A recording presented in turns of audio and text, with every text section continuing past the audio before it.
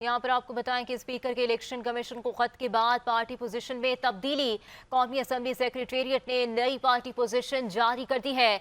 नई party position में कौमी असम्बली से तहरीक इंसाफ का वजूद खत्म। तमाम 80 अरकान को सुन्नी इत्तेहाद कौंसिल का रुकन जाहिर कर दिया गया है। आपको अपडेट कर रहे हैं कि स्पीकर के इलेक्शन कमीशन को खत के बाद पार्टी पोजीशन में तब्दीली हो गई है। कौमी असम्बली सेक्रेटेरिएट ने नई पार्टी पोजीशन जारी कर दी है, जिसके मुताबिक नई पार्टी पोजीशन में कौमी असम्बली से तहरीक इंसाफ का वजूद खत्म हो गया।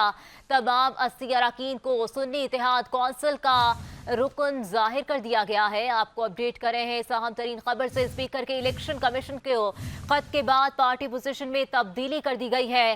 कौमी असम्बली सेक्रेटेरिएट ने नई पार्टी पोजीशन जारी कर दी है, जिसके मुताबिक नई पार्टी पोजीशन में कौमी असम्बली से तहरीक इंसाफ का वजूद खत्म कर दिया गया है।